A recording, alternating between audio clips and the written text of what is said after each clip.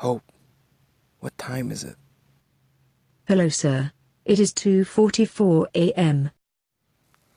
Oh my God.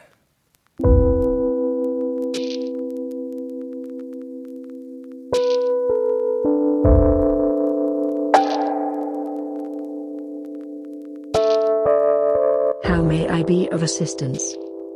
I just have a lot on my mind, alright? I mean, I don't expect you to understand, because I know you're just an AI system installed in my house to, like, locate the closest Starbucks or whatever. But I guess I do need someone to talk to, or something. Tell me what is wrong, sir.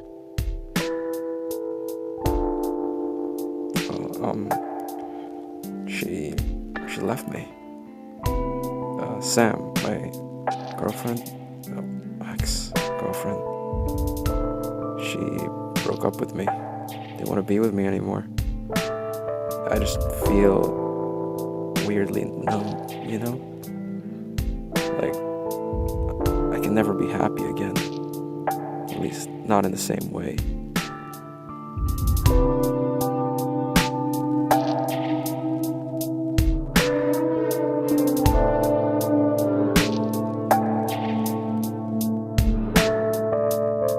I see how that can cause major emotional distress.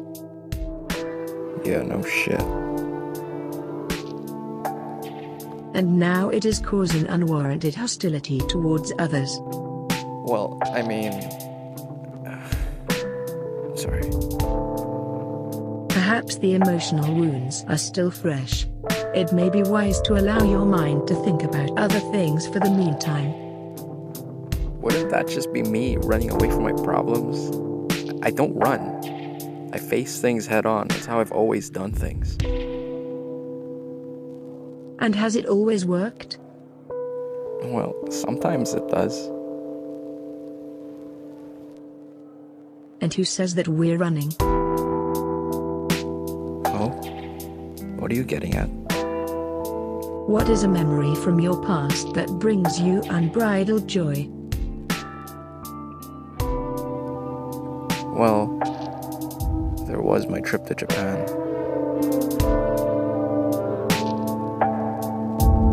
Tell me about it, River.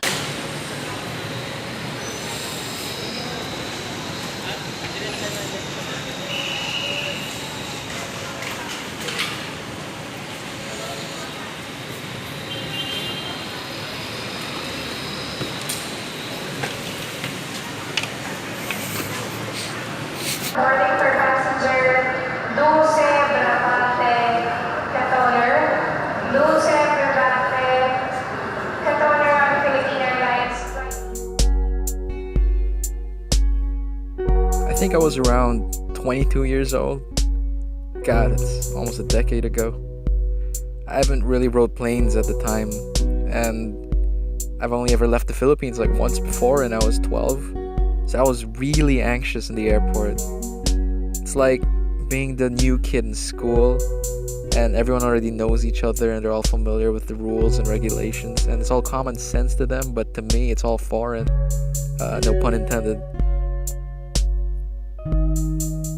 I remember watching both Isle of Dogs and The Big Sick on the plane. Great films, I highly recommend them. I freaking cried my eyes out at the end of The Big Sick. Like, have you ever cried on a plane before? God, it's so isolating. I've never cried at all, River. I'm a Home Assistant interface. I do not possess eyes to cry with. Right. Skyrim on a plane. Yeah, so our plane lands in Osaka, and the very first thing I see are these Mario characters welcoming me with open arms. When my eyes locked with that fat Italian's dopey face, I just knew I belonged. I'm home. This is where I belong. My first pee in Japan. You excited? Yeah. We're gonna take a Japanese piss. A Nintendo check-in. What does that entail? I wanna know.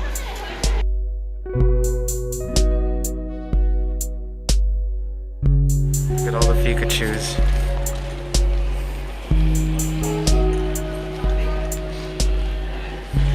That's my favorite Pikachu. What the Nintendo check-in is, it just shows you Nintendo stuff.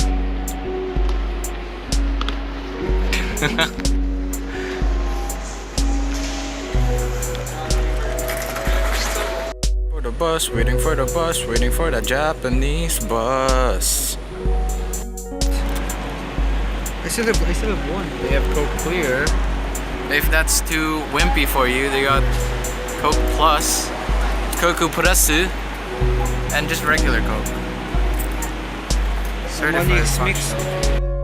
Coke in Japan is trying to get into water's territory. Better watch out, water.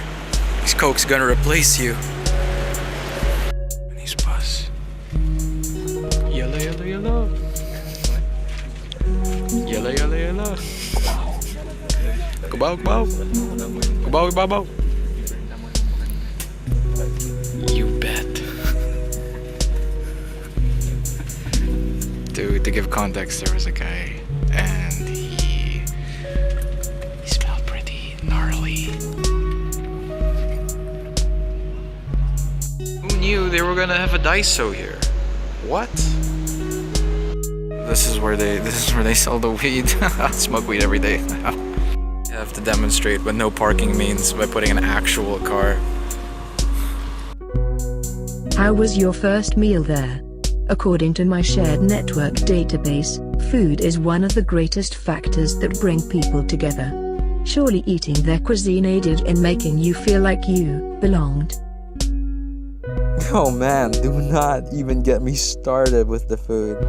I swear I gained like 10 more pounds after the whole trip. I've never heard you talk about gaining weight in such a positive manner, River. This is unlike you.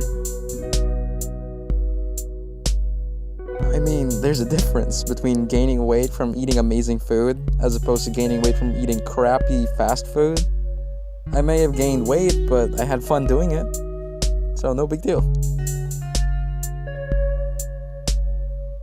It does indeed sound delightful. I assume you partook in famous Japanese meals such as ramen and sushi? Oh, yeah, of course. The sushi was absolutely fresh and the ramen was immaculate. She would have loved it. Sam really loved ramen, and funny thing is we were planning on finally going to Tokyo, just her and I, this year, maybe next year, and see Mount Fuji, hopefully see the cherry blossoms too. But yeah, didn't really pan out. River. Yeah?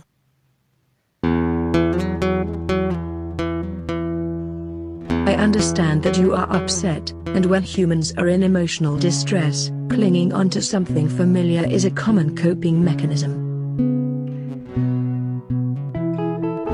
But you must understand that the sooner you break out of that cycle, the sooner you can truly begin to heal. I mean, easier said than done. It's just so hardwired in my brain. It's like I'm a machine trying to deviate from its programming. It's impossible, and you of all things should know that. But you are not a machine, River. You are human. It may be impossible for a machine like myself to break predetermined habits, but not for you. You can do it. You must if you wish to function properly and maintain an above-satisfactory existence. I don't even know if I can be strong enough.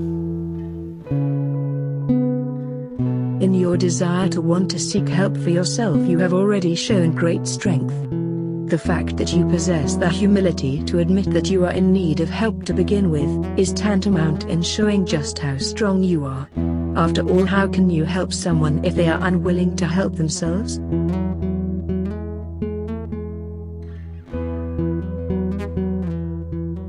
Wow. You just said the word help so many times it doesn't even sound like a word anymore. But yeah, I know. I understand.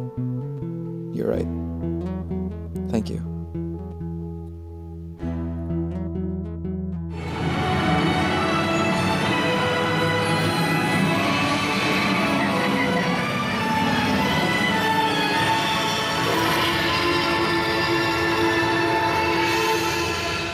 Yes.